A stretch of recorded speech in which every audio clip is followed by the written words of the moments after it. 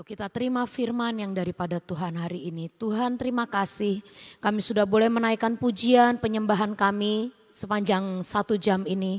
Kami berdoa biar semua pujian penyembahan kami boleh naik ke hadapan-Mu dan menjadi kesukaan di hadapan-Mu Tuhan. Kau sempurnakan semuanya untuk menjadi bau-bauan yang harum di hadapan Tuhan. Tuhan sebentar kami akan dengar isi hati-Mu. Engkau berbicara untuk setiap kami supaya kami boleh menerima firman-Mu dan tidak hanya menerima, kami pun boleh melakukan apa yang menjadi kehendak-Mu. Terima kasih Tuhan, di dalam nama Tuhan Yesus kami berdoa dan mengucap syukur. Amin. Shalom saudara. Saudara, walaupun hari ini bukan Yom Kippur ya saudara ya. Tapi saya merasa bahwa saya harus sharing tentang pemberesan hati. Karena apa saudara? Kita tahu bahwa di taman itu seringkali itu merupakan isi hati Tuhan. Betul nggak? Tuhan lagi pengen ngasih minyak cinta. Kok keluarnya bisa pas Valentine Day. Terus Tuhan ngeluarin minyak ini, minyak itu, biasa bertepatan dengan apa yang Tuhan lagi pengen ungkapkan di tempat ini dan di gerejanya.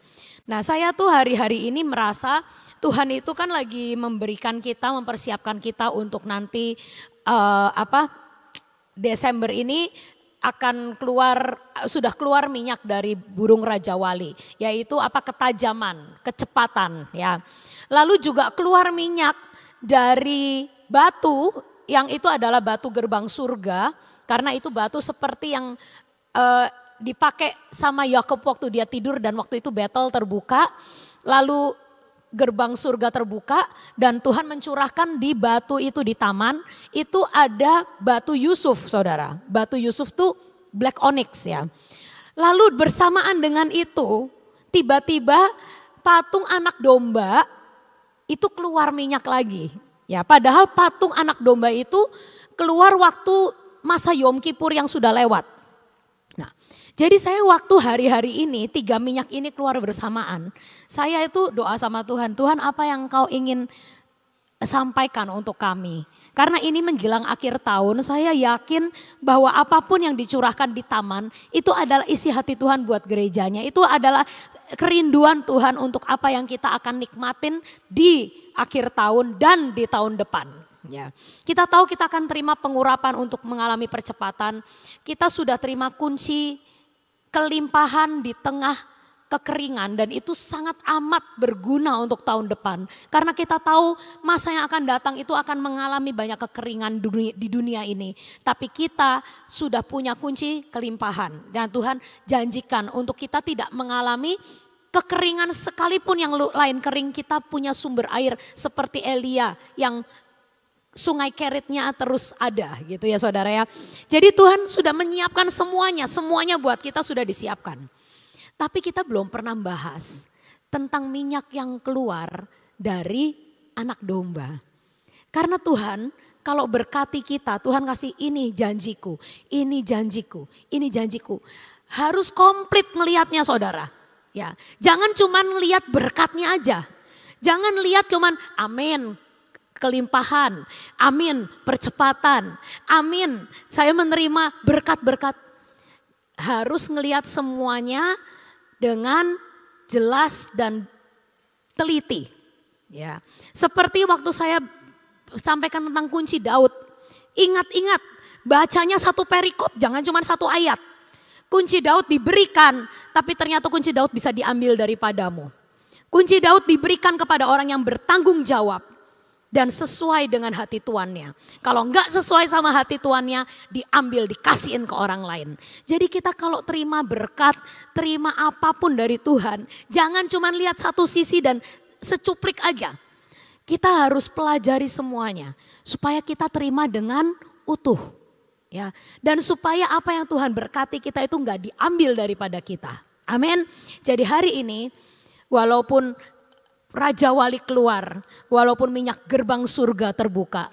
Bahkan Tuhan kirimkan batu onyx hitam, itu batunya Yusuf ya, dari surga dilempar ke bumi. Itu kita akan terima semuanya, percayalah. Tapi jangan lupa Tuhan pun mencurahkan yang namanya minyak anak domba. Saudara kalau ke taman, itu minyak anak domba itu keluar pas hari Yom Kippur yang lalu.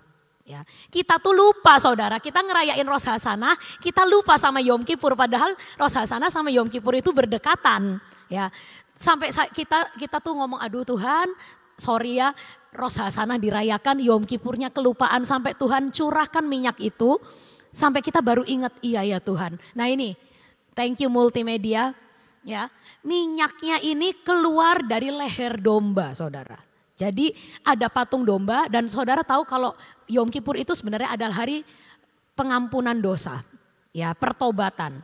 Dan itu keluar dari leher domba, dan domba itu biasanya kalau disembelih itu memang dari leher, ya saudara. Dan ini itu waktu kita ngelihat ini kita sampai merinding ya saudara. Waduh, ini kok sampai Tuhan mengingatkan kepada kita tentang seriusnya Yom Kippur, ya. Nah saudara, kita belajar saat ini tentang Yom Kippur dan kita harus melakukan Yom Kippur dalam hidup kita sebelum kita menerima akan semua berkat Tuhan itu. Karena apa? Kalau kita nggak melakukan semua dengan komplit, kita nerimanya nanti nggak komplit. Amin. Kita harus menyediakan wadah kita yang bersih untuk terima semua yang daripada Tuhan di akhir tahun ini. Oke, Yom Kippur itu apa? Yom Kippur saya bacakan dulu bahasa Inggrisnya. Atonement and repentance to God for personal sins. Sealing of one's faith for the upcoming year.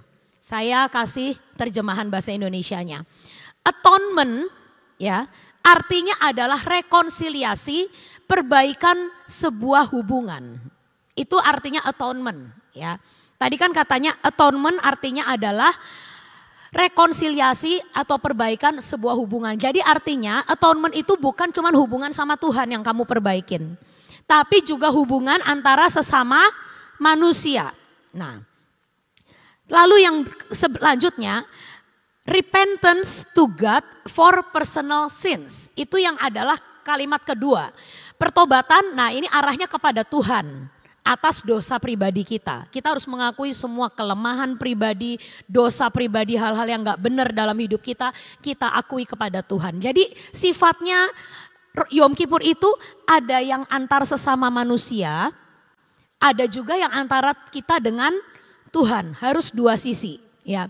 Dan yang menariknya adalah apa yang kita lakukan dalam Yom Kippur, ya, itu menentukan nasib kita untuk tahun berikutnya. Itu ditulis di situ arti dari Yom Kippur. Sebelumnya coba bahasa Inggrisnya, ya, bahasa Inggrisnya lagi. Nah, sealing itu penetapan ya saudara ya. Sealing itu penetapan. Kalau sealing itu sebenarnya gini saudara, kalau zaman dulu orang itu kayak ngecap gitu loh. Seal itu artinya capnya raja. Ya, seal, jadi kalau kita bertobat dengan sungguh-sungguh dan kita melakukan pemberesan dengan sungguh-sungguh baik kepada Tuhan maupun kepada sesama kita. Tuhan katakan itu akan menentukan akan nasib seseorang di dalam tahun berikutnya. Kalau engkau tidak beres di dalam Yom Kippur, maka nasibmu ke depan tidak tahu apakah akan baik, apakah akan ada kutuk, apakah ada sesuatu yang celah yang membuat celah itu bisa dimasuki oleh iblis dan iblis akan merebut semua berkat-berkat yang Tuhan sediakan. We never know. Tapi Tuhan berkata, kalau engkau gak beres di dalam Yom Kippur, nasibmu on the upcoming year itu gak akan tahu kamu. Bisa jadi berkatmu dicuri, bisa celahmu terbuka, iblis bisa mencuri semua yang ada padamu yang Tuhan sediakan. Jadi Yom Kippur ini serius. Ya, walaupun Yom Kippurnya sudah lewat, tapi Tuhan berkata minyak Yom Kippur akan terus tercurah di taman. Artinya apa? Cepat bertobat, cepat beresan sebelum kita terima semua berkat akhir dan awal tahun ini. Amin. Oke, kita lanjutkan saudara. Jadi pertobatan adalah penentuan nasib. Amin. Ya, yuk kita katakan sama-sama, pertobatan adalah penentuan nasib. Engkau mau punya nasib yang baik, bertobat. Engkau enggak mau punya nasib yang baik, ya udah enggak usah bertobat. Nah, jadi Tuhan berkata hari ini penentuannya ada di tangan kita. Kalau saudara hari ini dengar firman ini, artinya Tuhan sayang sama kita. Dan Tuhan pengen kita terima berkatnya utuh. Tuhan pengen wadah kita nggak bocor. Jadi kita harus beresin wadah dulu ya sebelum kita terima. Kenapa sih kalau pertobatan itu benar-benar penentuan nasib? Ayatnya di mana? Di Alkitab. Coba buktikan. Nah, saya kemarin dapat firman ini, Kejadian, kita baca Kejadian 33 ayat 4 sampai 9. Seringkali kita belajar Alkitab itu tentang siapa saudara? Tentang Yakub terus ya. Bener kan? Esau tuh jarang disebutin. Kalau cerita Esau itu biasanya yang jelek-jelek. Dia tidak menghargai akan berkat Tuhan. Dia nggak menghargai hak kesulungan. Makanya berkat kesulungan, hak kesulungan dikasih ke adiknya. Selalu yang jelek. Kemarin saya tuh dikasih tahu Tuhan sebuah kebaikan dari Esau. Ya, yuk kita baca ayatnya. Ini adalah kisah saat Yakub kembali ke kampung halamannya dan menemui Esau untuk pertama kalinya setelah mereka berpisah karena rebutan hak kesulungan. Ya, ini adalah kejadian di mana setelah bertahun-tahun lamanya, mungkin belasan puluhan tahun mereka nggak ketemu dan mereka berpisah dalam keadaan yang tidak baik. Karena waktu itu Yakub kabur karena mencuri hak kesulungannya Esau, ya sebenarnya nggak mencuri ya, menipu lah ya saudara ya. Dan akhirnya Esau itu ditinggal dalam kondisi sebenarnya dia kecewa sekali sama adiknya. Tapi saudara tahu setelah bertahun-tahun berpisah, apa yang dilakukan saat pertama kali Yakub kembali. Tetapi Esau berlari mendapatkan dia Yakub, didekapnya dia, dipeluk lehernya dan diciumnya dia. Lalu bertangis-tangisanlah mereka. Ayat selanjutnya.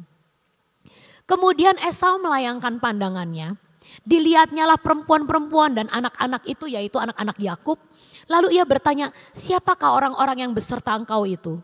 Jawab Yakub, anak-anak yang telah dikaruniakan Allah kepada hambamu ini. Sesudah itu mendekatlah budak-budak perempuan itu beserta anak-anaknya, lalu mereka sujud. Mendekat jugalah Lea beserta anak-anaknya dan mereka pun sujud. Kemudian mendekatlah Yusuf beserta Rahel dan mereka juga sujud. Berkatalah Esau, apa maksudmu dengan seluruh pasukan yang telah bertemu dengan aku tadi? Jawabnya, untuk mendapat kasih tuanku. Tetapi kata Esau, berkata apa? Aku mempunyai banyak adikku, peganglah apa yang ada padamu. Dari sini saya tahu kalau yang namanya pertobatan itu menentukan nasib seseorang. Esau sudah mengampuni Yakub sebelum Yakub datang kepada dia. Saya ulangi sekali lagi. Esau sudah mengampuni Yakub sebelum Yakub mendatangi dia hari itu. Dan Esau berkata, waktu itu Yakub itu sebenarnya pengen ngasih upeti ceritanya ke Esau. Karena Yakub ini kan yang nipu, yang gak enak ya kan. Duh, saya harus menghadapi akan kakak saya. Saya harus namanya Yakub itu loh suka pakai pikiran ini loh saudara ya. Suka masih pakai akal-akalan. Jadi dia pikir aduh gimana caranya meluluhkan hati kakak saya. Udah lagi nih saya kan sudah merugikan dia. Dan Yakub waktu itu nggak tahu Esau tuh nasibnya seperti apa. Jadi bayangannya Yakub, Esau tuh hidupnya menderita. Hidupnya kesulitan karena dia kehilangan hak kesulungan dan berkat kesulungan. Jadi aku pikir udah aku mau kasih hartaku lah. Aku mau kasih hartaku, budak-budakku semuanya sebagai upeti permintaan maaf kepada Esau. Dijejer tuh upetinya sama dia. Terus Esau berkata, buat apa ini kamu ceritanya panjang-panjang ini ngasih-ngasih saya. Apa kamu mau ngasih saya? Terus kata Yakub berkata, ini persembahan untuk tuanku. Tapi apa jawab Esau? Adikku, aku punya banyak. Artinya apa? Esau beres. Waktu Yakub meninggalkan dia, mungkin Esau kecewa. Tapi dia sudah memaafkan Yakub. Bahkan sebelum Yakub meminta maaf.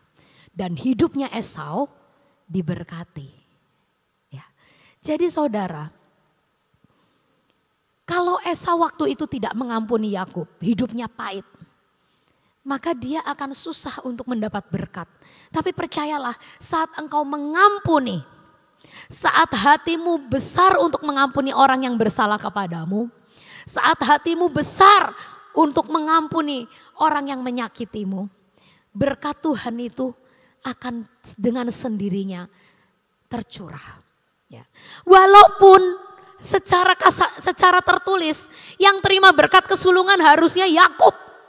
Karena waktu itu Esau sudah salah jalan. Dia seakan-akan udahlah, tidak menghargai akan berkat kesulungan itu dan hak kesulungan. Tapi Tuhan melihat hati Esau. Tuhan berkata, orang ini mengampuni adiknya dengan sungguh-sungguh. Orang ini beres, orang ini melepaskan pengampunan. Dan Tuhan pun memberkati Esau. Esau berkata apa? Udah dek, gak usah kasih upeti-upeti. Ya, saya cukup. Yang punyaku juga banyak. Aku juga diberkati Tuhan. Karena pengampunan. Makanya pertobatan itu saudara, itu akan memberi suatu penetapan nasib ke depan. Kita mau diberkati, kita harus mengampuni. Kita mau diberkati, kita harus bertobat. Kita mau diberkati, kita harus beres. Seperti khotbahnya Ibu Deborah. Tuhan tidak bisa memberkati orang yang kacau. Karena saat kita kacau, saat kita nggak bisa redam emosi kita nggak bisa ngampuni, kita nggak bisa melakukan apapun, kita hidupnya berantakan, maka semua berkat itu akan bocor sana sini. Tapi saat kita membereskan dengan sungguh-sungguh, berkatnya Tuhan itu tertampung dengan sempurna dan kita bisa menikmati. Ya, yang kedua, ya ini tentang Esau dan yang kedua kita tentang Yusuf. Ya, batu Yusuf sudah Tuhan turunkan, nggak tahu jumlahnya berapa. Kalau jumlahnya banyak nanti dibagi-bagi, ya saudara ya, doa aja ya. Yusuf ini kita juga harus belajar. Yusuf itu adalah orang yang sangat punya alasan untuk menjadi pahit. Saat dia dibuang ke sumur sama saudara-saudaranya, dia sangat bisa jadi pahit. Dia bisa marah sama dua sisi, sama saudaranya marah. Sama Tuhan juga bisa marah. Karena apa? Tuhan kok membiarkan aku mengalami nasib seburuk ini. Ya. Sama saudara-saudaranya sangat bisa pahit. Ya. Tapi apa yang dilakukan Yusuf saat dia tiba di Mesir? Ini ayat Kejadian 39 ayat 6 itu menceritakan waktu dia kerja di rumah Potifar. Ya, itu rumah pertama, pekerjaan pertama saat dia menjadi budak. Ya. Segala milik Potifar diserahkannya pada kekuasaan Yusuf dan dengan bantuan Yusuf, Potifar tidak usah lagi mengatur apapun selain daripada makanannya sendiri. Nah, ayat ini, adapun Yusuf itu manis sikapnya dan elok parasnya. Kalau elok parasnya itu bawaan lahir, ya itu DNA. Ya nggak dibahas, nggak usah dibahas ya. Yakubnya cakep, Rahelnya cantik, anaknya kayak Yusuf ya wajar ya. Jadi kalau elok paras itu bawaan lahir, tapi kalau manis sikapnya itu keputusan. Ya. Yusuf sangat bisa untuk menjadi pahit. Sangat bisa untuk menjadi kecewa dan harusnya dia kecewa. Karena dia dari enak-enakan anak papa di rumah dilempar ke Mesir jadi budak. Hidupnya dalam satu hari berubah 180 derajat. Tapi di dalam hatinya Yusuf berdamai dengan situasi itu. Kalau dia nggak berdamai dengan situasi itu, dia terus marah, kecewa, nggak mungkin manis sikapnya. Betul nggak saudara? Orang kalau yang namanya kecewa, ya itu kelihatan nggak sih? Kelihatan lah. Kalau dia pahit hatinya, omongannya pasti pahit. Kalau dia pahit hatinya, sikapnya pasti kesel. Ya, nggak mungkin berbaik-baik sama orang. Tapi namanya Yusuf. Dia memiliki Yom Kippur dalam hidupnya. Dia mengampuni saudara-saudaranya sebelum saudara-saudaranya meminta maaf. Dia sudah melepaskan pengampunan. Dan Yusuf pun tidak marah sama Tuhan. Berdamai dengan Tuhan, berdamai dengan keadaan. Ya wis Tuhan, kalau memang harus begini, yang harus ku jalani, tak jalani. Karena dia sudah berdamai dengan keadaan, berdamai dengan Tuhan, berdamai dan mengampuni saudaranya dari jauh, ya kan? Maka dia bisa mengeluarkan yang namanya sikap yang manis. Dan sejujurnya, sikap Yusuf yang manis itu yang membawa dia naik ke atas. Betul nggak? Apa yang membuat Yusuf naik ke atas? Sikap. Yusuf nggak punya modal apapun. Yusuf seorang budak, tapi karena manis sikapnya, dia naik sampai ke tahta. Ya kan? Dia waktu di penjara, dia manis sikapnya, dia jadi kesayangan kepala penjara. Ada orang yang murung, didatengin sama dia. Padahal nasib dia nggak lebih baik dari orang itu. Ya nggak?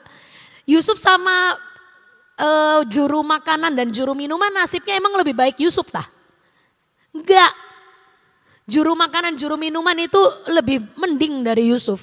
Yusuf itu udah budak ya. Kalau juru makanan, juru minuman itu kan ada pegawai negeri ceritanya saudara. Kalau Yusuf itu apa? Budak, udah budak difitnah lagi sama istri Potifar. Sudah gak ada harapan. Sebenarnya harusnya lebih sedih. Tapi karena dia manis sikapnya, dia sempat-sempatnya nanyain, kenapa kamu hari ini kok murung, nanya ke juru makanan dan minuman. Oh saya mimpi. Ya. Kenapa mimpinya? Sempet-sempetnya loh konseling, ngajakin konseling orang. Padahal dia sendiri nasibnya jelek. Padahal dia sendiri dalam keadaan yang terbawah. Tapi karena manis sikapnya, beres hatinya. Berkat itu akan mendatangi orang yang beres hatinya. Ya, amin. Jadi waktu itu kepala minuman, kepala juru roti cerita ke Yusuf, curhat. Lalu apakah sampai di situ Yusuf mengalami breakthrough? Enggak. Akhirnya juru makanan dan minuman dikeluarkan, Yusuf masih di penjara. Tapi di saat waktu timingnya Tuhan berkata, sudah selesai ujiannya. Lulus, hatinya bersih, hatinya murni, hatinya didapati bisa menampung berkatku yang luar biasa.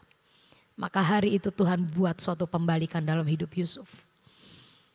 Bisa diingetin si juru saya kok lupa ya, juru minum ya yang akhirnya dibebaskan.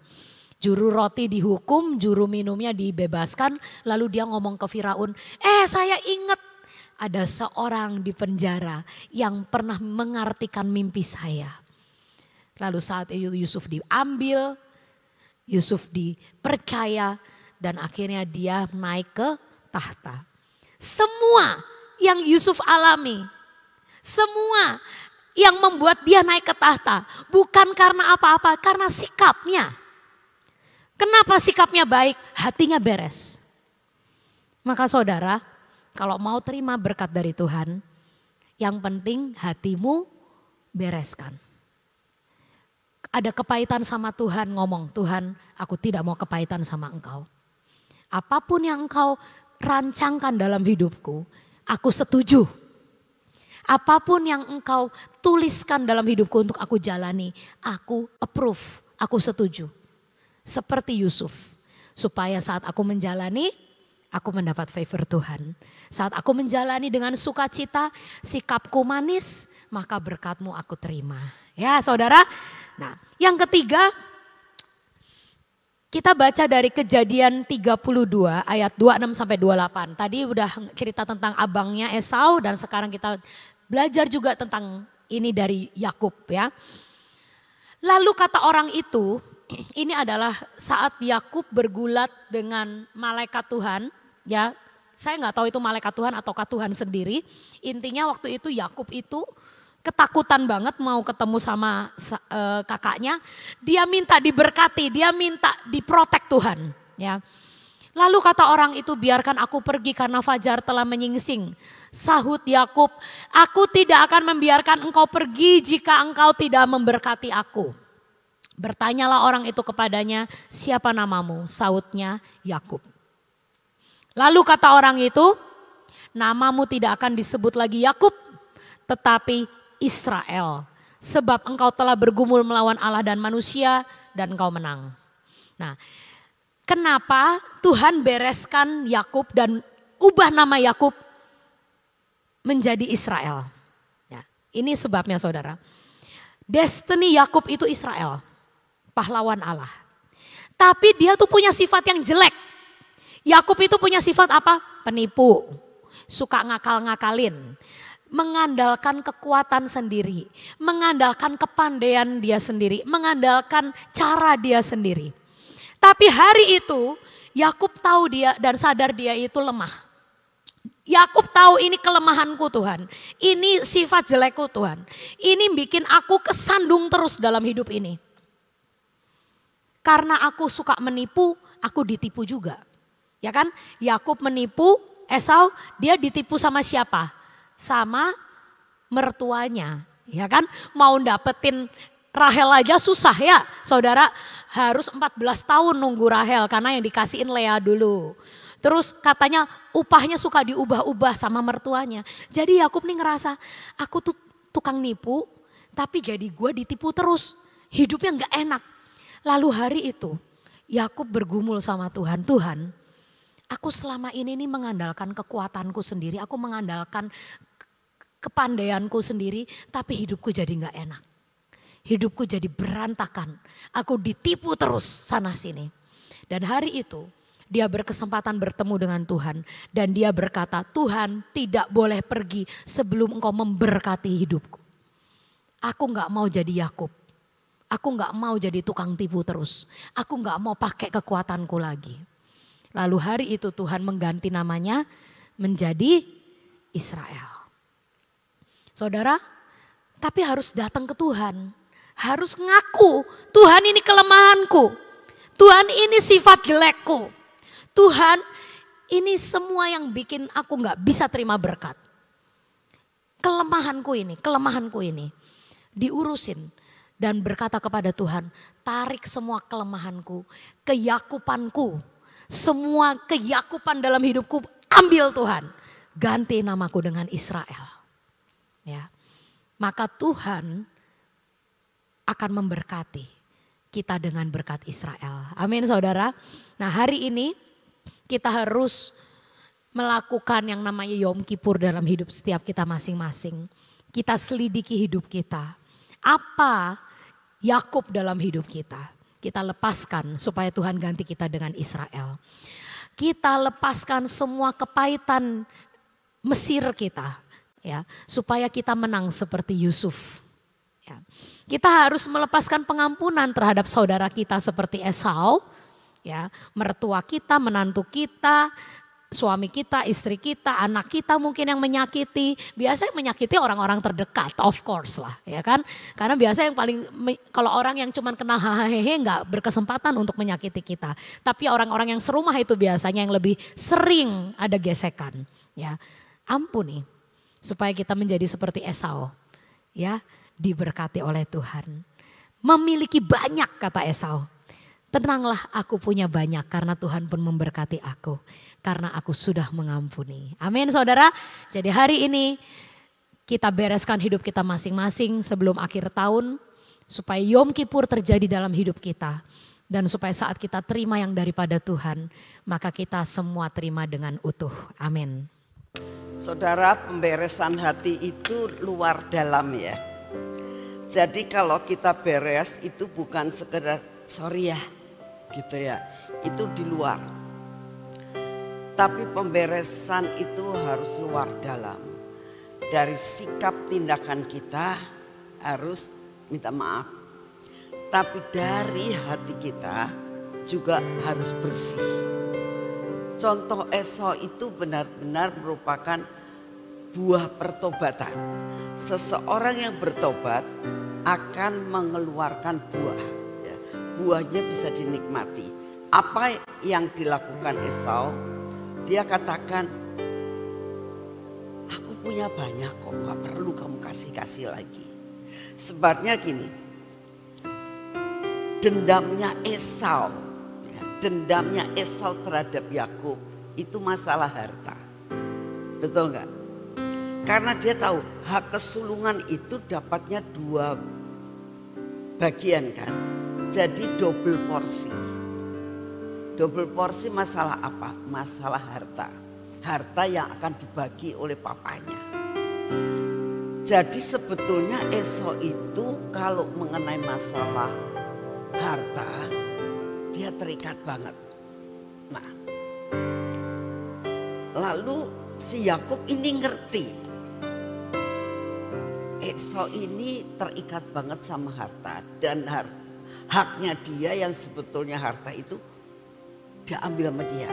Makanya dia ngasihnya harta juga, ya, barang-barang materi yang dikasihkan. Dari sini kita belajar dari Esau adalah dia katakan aku punya banyak, menandakan dia sudah tidak terikat kepada segala harta kekayaan. Nah, ini juga belajar kita dalam kehidupan kita harus mengeluarkan buah pertobatan.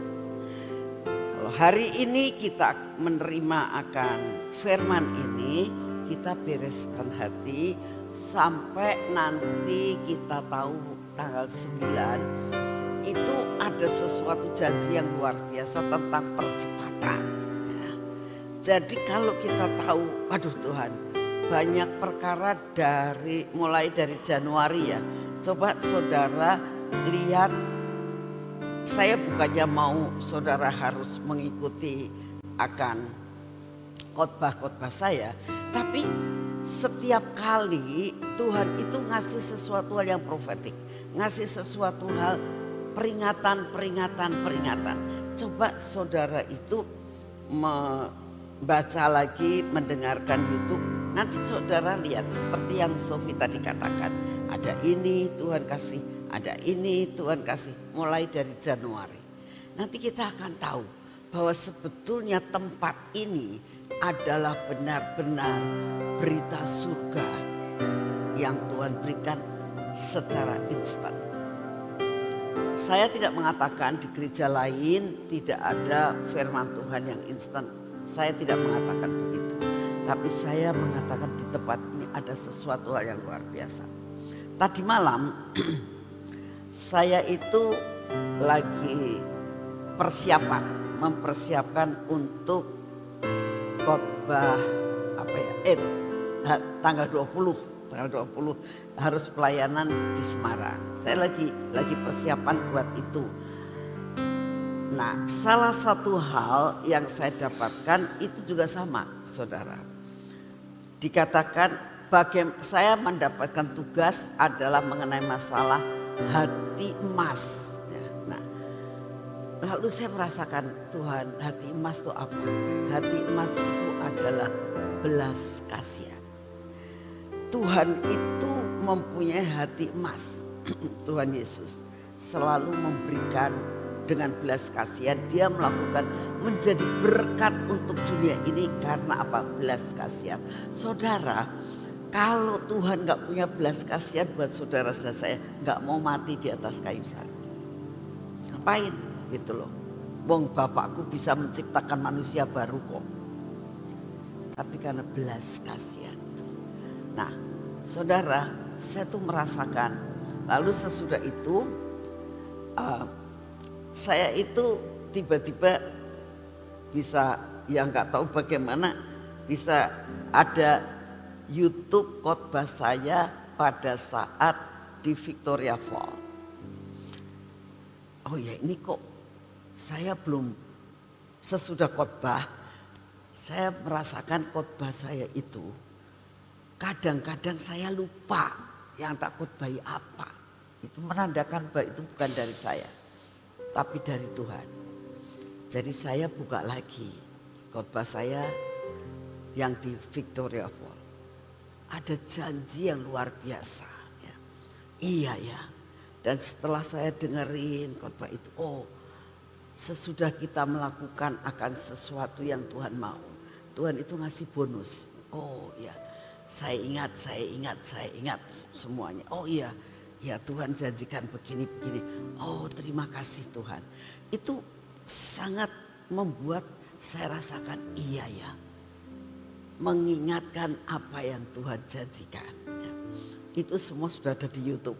Saudara bisa dengerin. Benar-benar khotbah dari awal sampai dengan nanti Desember ini. Itu berentetan semuanya. Ya. Bagaimana cara Tuhan itu terus. Cuman masalahnya karena ketumpuk jadi lupa. Sampai kita tidak bisa mengerti bahwa ini luar biasa banget. Itu perlu dikawal. Saudara. Semua berkat, semua janji yang Tuhan berikan itu perlu dikawal. Jadi gak bisa kita semaunya aja. Oh aku terima. Seperti tadi Sofi ngomong. Aku terima pengampunan Yom Kippur. Aku terima kunci kemenangan, kunci terobosan, kunci kelimpahan. Aku terima minyak pengurapan. Aku terima minyak cinta dan sebagainya. Cuman sebatas itu sama dengan saudara itu hanya sampai sebatas pergelangan kaki. Seperti di Yeskiel dikatakan. Tuhan bilang terus nak. Kamu jangan sampai hanya di pantai.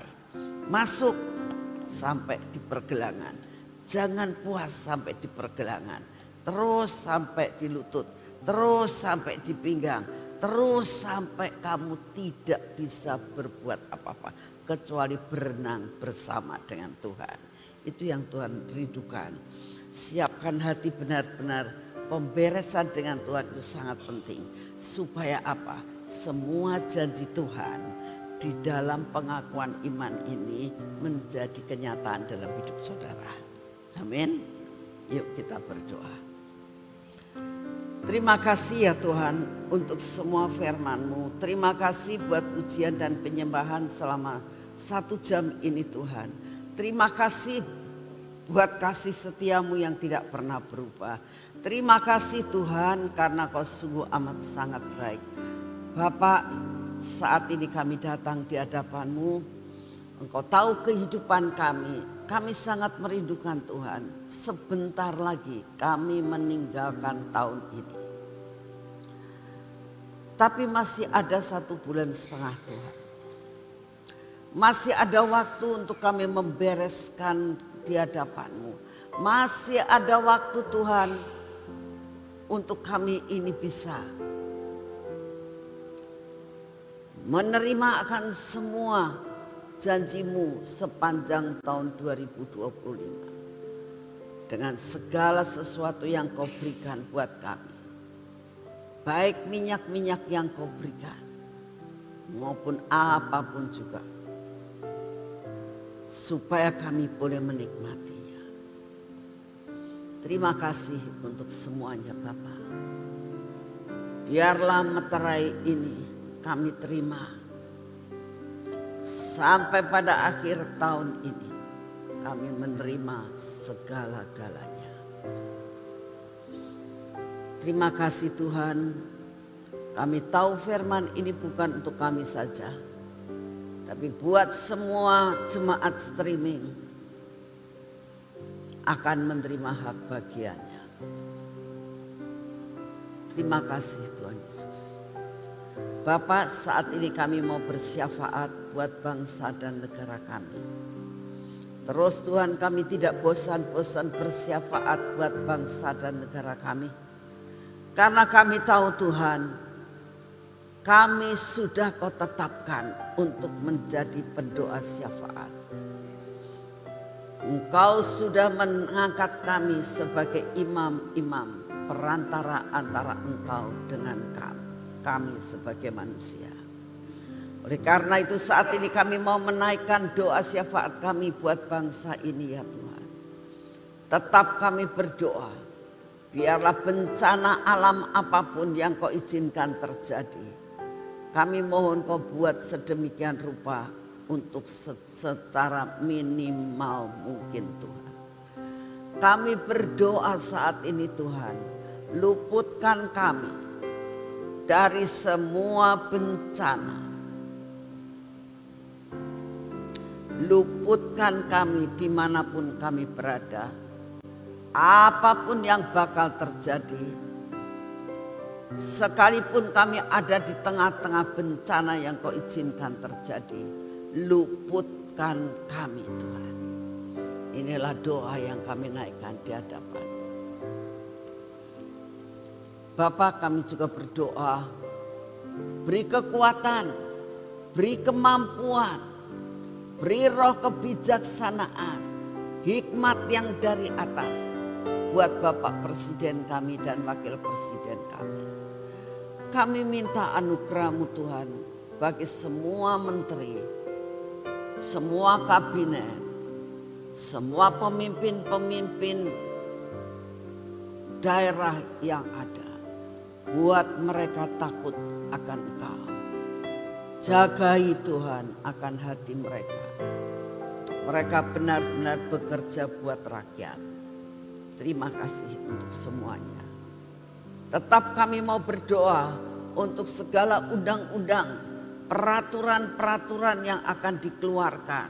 Bapa, kami berdoa semua peraturan mengenai kesehatan, semua peraturan tentang perekonomian, semua peraturan tentang pendidikan yang bukan daripadamu, Engkau batalkan Tuhan. Sehingga pendidikan dalam negara kami menjadi pendidikan yang baik. Perekonomian yang ada pada negara kami menjadi perekonomian yang baik. Semua peraturan kesehatan yang ada adalah yang berasal daripadamu. Yang bukan daripadamu, kami minta Tuhan Kau batalkan semuanya. Kami percaya Tuhan, Engkau akan memproteksi akan bangsa dan negara kami ini. Terima kasih untuk kasih setia-Mu. Kami tetap mau berdoa buat penginjilan Tuhan. Engkau terus beracara untuk media. Biar media ini Kau pakai untuk memberitakan kabar keselamatan sampai ke ujung bumi. Kami percaya Tuhan bahwa media yang ada melalui YouTube, melalui radio, melalui apapun, berita ini sampai ke ujung bumi. Terima kasih untuk kasih setia-Mu. Kami berdoa untuk hamba-hamba Tuhan yang ada di pedalaman, yang sampai dengan saat ini masih berjuang terus Tuhan. Baik masalah perekonomian maupun masalah-masalah struggle mereka di dalam pelayanan dan penginjilan. Berkati mereka Tuhan. Berkati mereka Tuhan. Cukupkan bahkan berlebih. Inilah kerinduan kami. Kuatkan mereka untuk tetap bertahan sampai garis akhir. Terima kasih untuk semuanya. Kami berdoa saat ini untuk pergumulan kami masing-masing Tuhan. Yang sakit kami minta Engkau buka jalan dan Kau sembuhkan. Yang saat ini sedang mengalami penderitaan apapun, tekanan ekonomi, tekanan daripada keluarganya, tolong Tuhan buat jalan. Inilah kerinduan kami. Dan berikan kepada kami kekuatan baru, kesehatan baru Tuhan. Kami terima dengan utuh. Supaya kami mendapatkan kesehatan, kekuatan, daya tahan tubuh. Terima kasih untuk semuanya. Di dalam nama Tuhan Yesus. Mari kita masuk dalam pengurapan.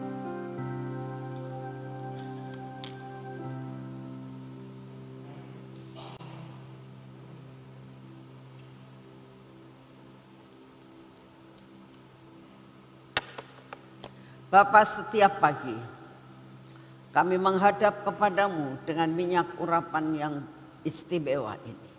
Ini minyak urapan supranatural. Ini minyak urapan keajaiban. Ini minyak urapan kesembuhan. Semua tercakup di tempat minyak ini. Kami minta di dalam namamu. Minyak ini mengcover kami sepanjang hari ini. Kami ada dalam proteksi ilahi. Kami ada dalam proteksi keajaiban. Kami ada proteksi daripada supranatural, kesembuhan, semua memproteksi hidup kami. Proteksi akan mata kami, telinga kami Tuhan, bibir mulut kami Tuhan, dan hati kami. Biarlah terus proteksi ini sepanjang hari ini menguasai kami. Semua yang Kau tidak suka, Engkau cabut daripada kami. Bapa, hari ini kami mau mengerjakan semuanya. Kami butuh pengurapan pada tangan kami dan perjalanan kami dengan kaki kami. Kami minta di dalam nama-Mu, apa yang akan kami kerjakan bersama dengan Engkau Tuhan, kami mengalami kemenangan, kami mengalami berkat-Mu, kami mengalami terobosan, kami mengalami kunci kelimpahan. Kami percaya Tuhan, pada masa-masa yang sukar Engkau tetap memberikan kelimpahan buat kami. Terima kasih untuk kasih setia-Mu. Saat ini kami datang di hadapan-Mu Tuhan. Kami juga berdoa untuk sebentar sore. Sebentar sore adalah ibadah raya yang daripada-Mu. Kami berdoa untuk anak-Mu Hadasa yang akan menyampaikan kebenaran firman-Mu. Urapi mereka, urapi perjalanannya, berkati sampai di tempat ini dengan tidak kurang suatu pun apa. Engkau memberikan berita surga melalui bibir mulutnya Tuhan. Kami mau menerima semua yang berasal daripada-Mu.